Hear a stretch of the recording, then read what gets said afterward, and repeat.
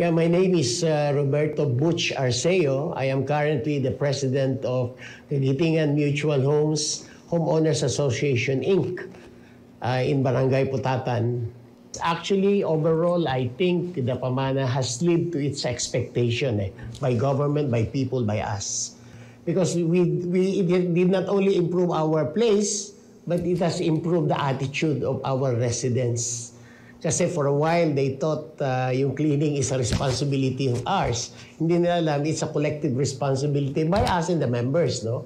So malaki in the sense that we have created a culture of consciousness. We are apart, they are apart, so we have to work together to keep our place clean.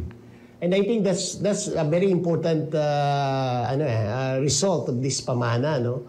Plus, of course, the Pamana was able to show us that, you're very much part of the municipality. When you say a clean municipality, kasama yung mga gated subdivision. And I think keeping it up is one thing good for the community. Yung lagi malinis, lahat maayos, is something that, pwede naming pamana. Hindi lamang sa amin, kundi sa mga darating na tao. Kasi it's very important that we cultivate and we continue such good habits in the community. Of course, I'd like to congratulate the Honorable Mayor for launching such a project. The Mayor did not only saw to it that we may become a part of it, but because there are some things that the local government can do for us that we have discovered actually during this Pamana experience. So I think all said, overall, the reason for the Pamana has been realized by this project, and I hope the government also will try to continue this project, no, so that it will now be a project that will live up, no, to us and to the generation coming after us. Gusto ko lang pong ipabatid sa inyo from my heart. I am with KCY because I want to serve. Siguro, ang advantage ko lang over the other. Kasi alam niyo, nung dinag-aralan ko na po yung KCY, nakita ko hirap maging presidente rito. Ang hirap maging opisyal. Intriga, chismis, etc. Totoo yan, alam niyo yan. Kesa nagnakaw, kesa kinuha, kesa nagyabang. Sabi ko, sa pagkakapanalo ko, isa lang napatunayan ko sa sarili ko. Hindi ako pinagbintangan ng mga kapitbahay ko. And I was very glad because in all my life, I never thought to take advantage of KCY. I just wanted to help. So anyway, I hope we continue, and I'm happy to see the new board. Kita ko maraming magagaling. And I hope they can prepare the money so that we can have more accomplishment for KCY. I expect my board this time to help me or march with me as we continue governance and as we continue completing the infrastructure project of KCY. Soon to come, kalsada, magagawa po yan by December, mag-promise na po. Tagal kong pangako, pero talagang ganyan susunod yun. Ang susunod po natin gagawin yung ating guard house.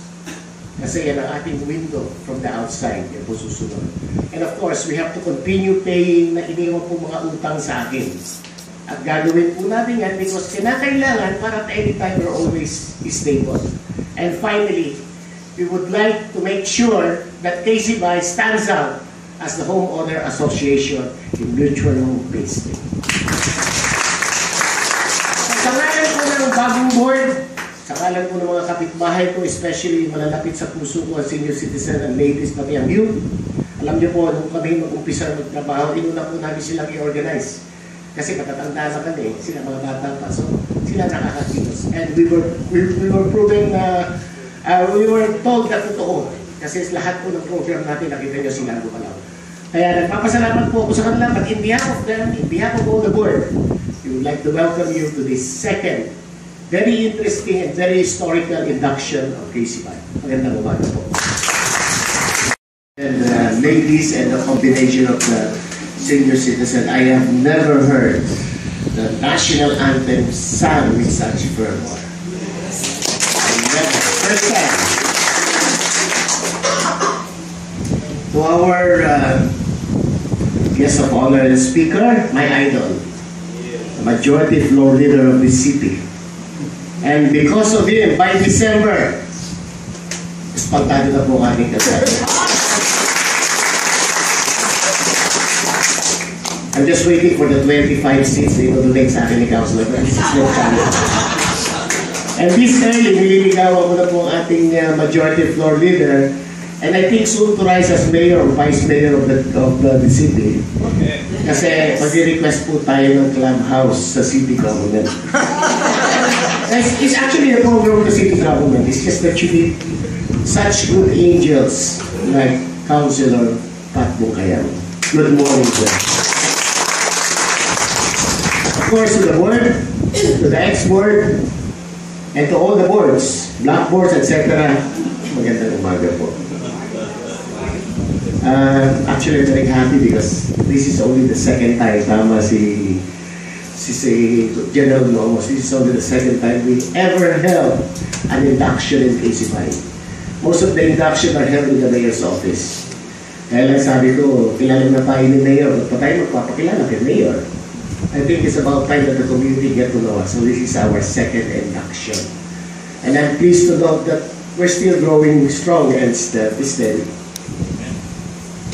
Anyway, to begin with, I believe that all my life, I have dedicated it to public service. Kahit po ganito lang ang inyong kaibigan, Pilay-Pilay, I know in my heart is public service. As early as my elementary days, I was president of the youth organization in Tondo, who does nothing but clean and clear the community. Then in high school, mayabang po ako because I was awarded the most outstanding leadership award because of my association with the Student Catholic Action, being president for 3 years and being an active member of the student government in college, in high school. My first taste of politics happened in I think that was 75, the first ever barangay election, Kabataang Barangay election. We were fighting, dalawa po kami. Yung isa po ay kilalang-kilala kasi naglalaro ng basketball, kalaro ng mga youth. Eh ako kahit nasipa, hindi makapaglaro, kaya sabi ko lamang siya. Almost won kasi nung after the election, tayo po kami. Normally at tayo na election is broken by Toscoy. Kaya it did not happen that way. Gusto niya recount. Nag-recount, pagkatapos po nag-recount, maniwala kayo, natalo ko by 1 point. Sabi ng party mate ko, huwag kang pumayan, lalabas pa tayo niyan. Pag tayo kayo, lumamang siya, dapat dalawa. Hindi pwedeng isa. Sabi ko kaya na. Kasi tumi, manalo ka nung kalaban mo yung napaka-mayaman, Victor Piñaranda pangalan, hindi ko siya makalimutan eh. Kasi hinarap niya ako, hinamon niya ako ng takbuhan, siyempre sabi ko, nakaran. Takbuhan. Okay? Pero sabi ko, masaya na ako doon. Although, sabi ko, ito ang first taste ko ng political cheating. Ano ko eh. Pero okay lang. The barangay captain then thought I had a potential. Eh sabi niya, natalo ka man na kabataang barangay chairman, pwede pa gawin kitang barangay secretary. Pumayag ako. And then I was the youngest barangay secretary in the entire Manila jurisdiction of the barangay, in which I served for about 7 years. And the only thing that kept me out was hindi naman ako bubuhayin ng sweldo ng barangay secretary. Marami na lang po kami meron nun eh. And that was my first taste of government or governance in government. In my office now, I have been 23 years. Our office, of course, is a front line, it's a public service, and I've been there since 1982. And in all my life, talagang, of course, public service, I have dedicated it to public service. Kaya when I first stood ground or stepped in the subdivision when I was checking the house in 2008, sabi ko, this is a very good community to live a happy, peaceful, and private life. In other words, free from the hassle and bustle of anything, just a place where you can rest, to watch anything. But I was wrong. In 2009, just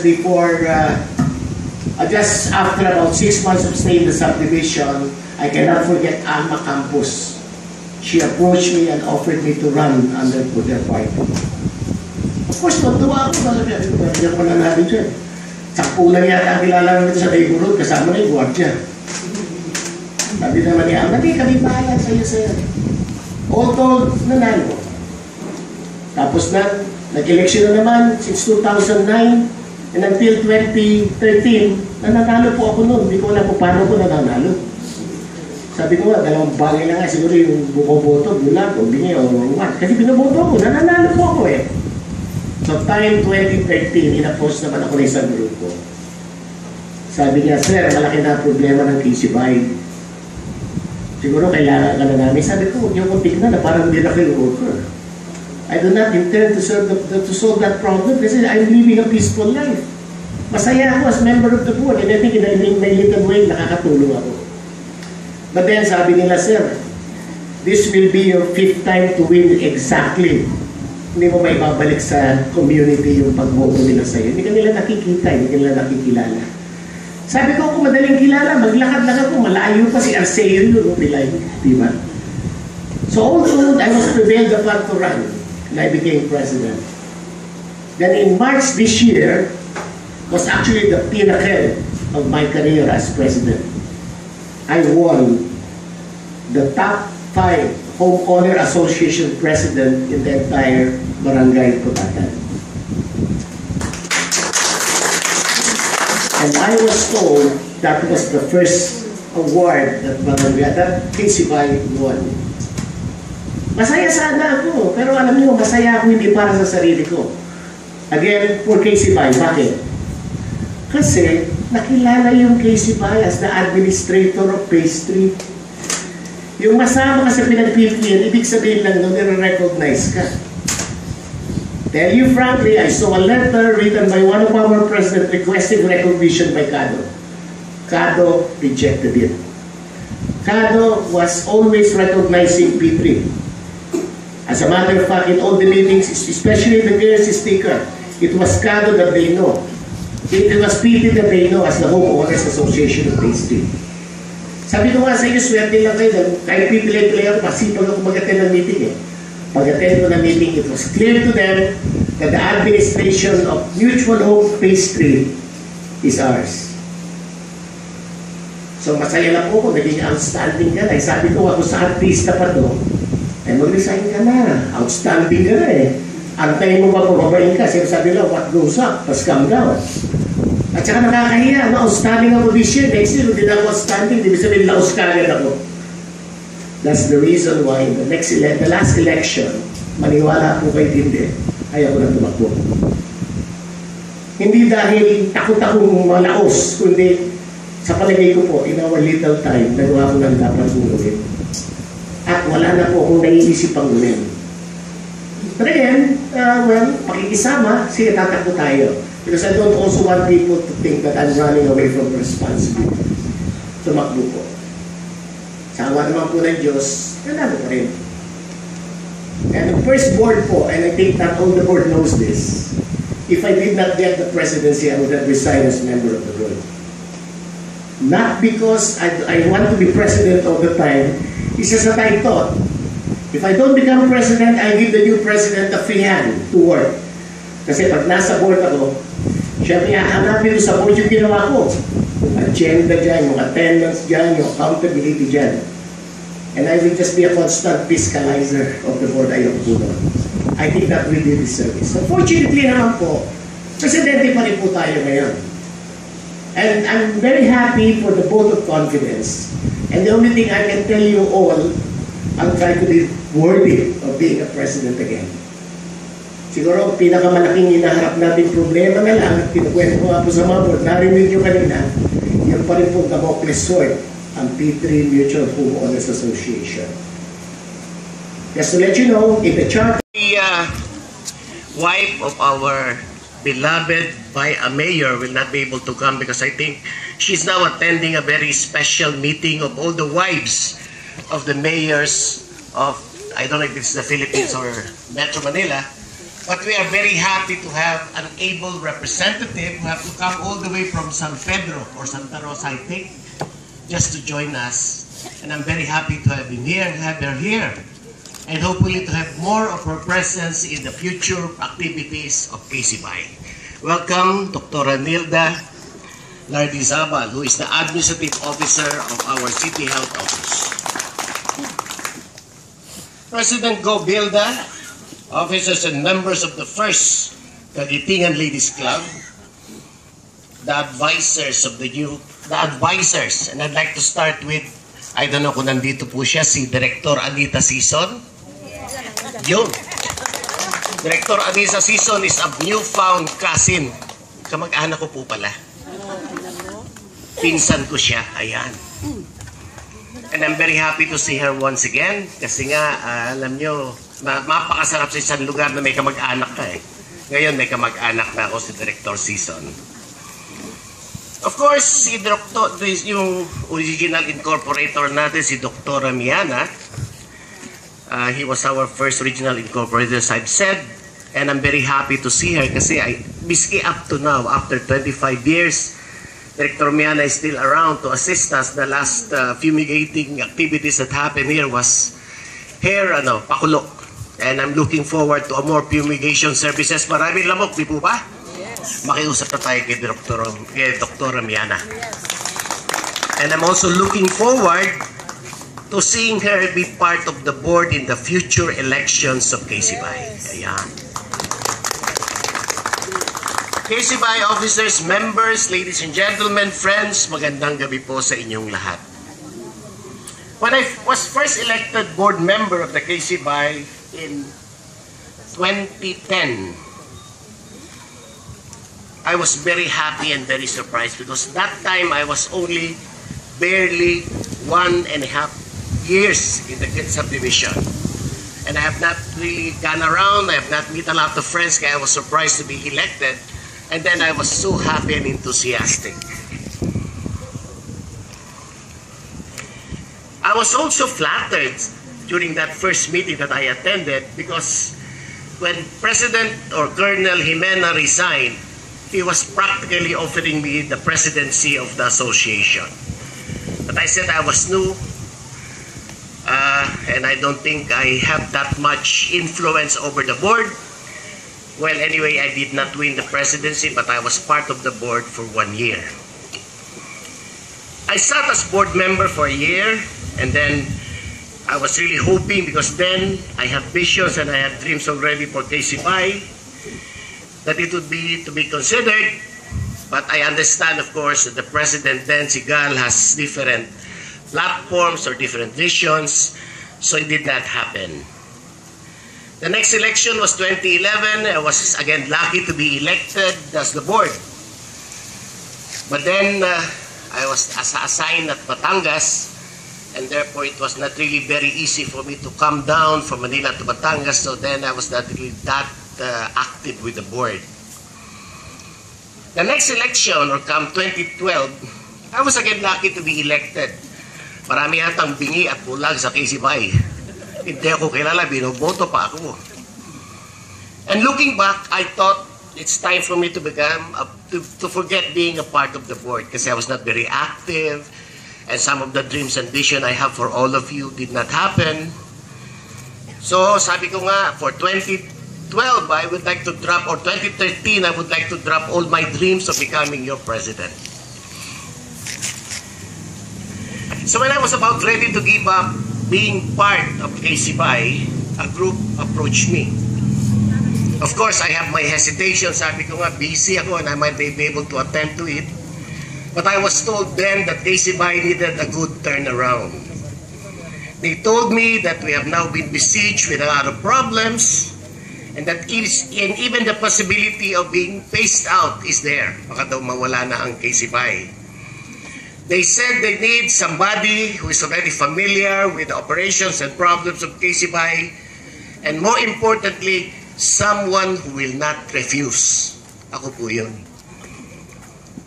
So I was prevailed again to run for the 4th time, and this time, to cut the long story short, here I am, your president, or the president of KCBay.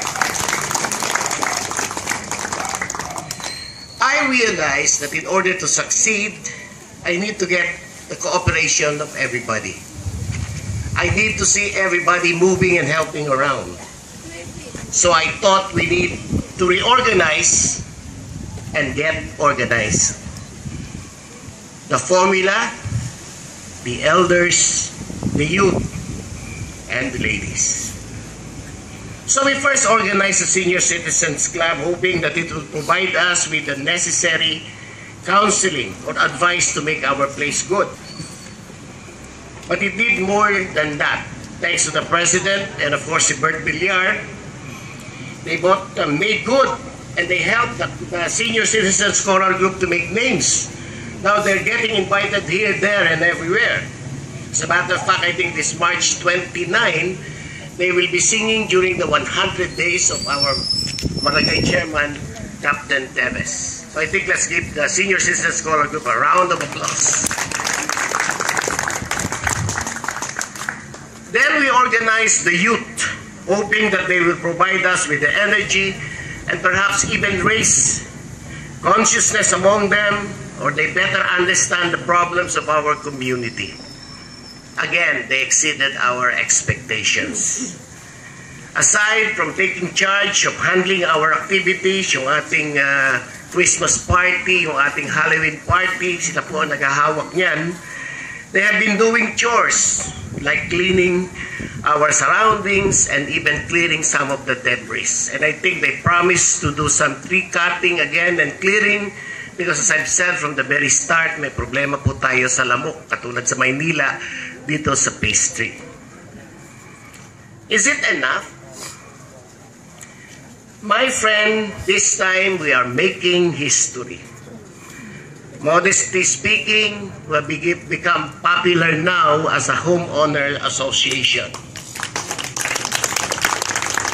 And I did not tell you why and how. We have indeed made a lot of progress, and this has caught not only the attention of our community, kilala na po tayo sa Soldiers Hills, but other community and even the barangay and the city of Muntinlupa. I was happy personally because this has solicited a lot of help from them. Soon, according to Colonel Salbanya, congratulations to him for winning the federation, our streets will finally be repaired. And the last news I have was yung ating covered court will soon be renovated. Yeah. So those two very important events, I think, is something to watch out for. It is said that the cake has been baked. Yan. What we need now, my friends, is the final trimmings in the cake. That is where the Ladies Club would come in.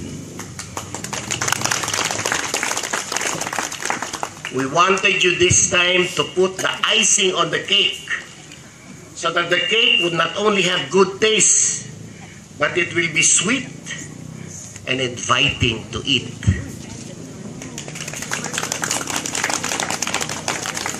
I need not say more, ladies and gentlemen. Tonight, we are all rejoicing, especially the men of KCBay. I have never seen them, the male board members, as interested and as enthusiastic as now. I have never seen Ka Mandy, Ka Tony, Ka Roger as active as now. And I have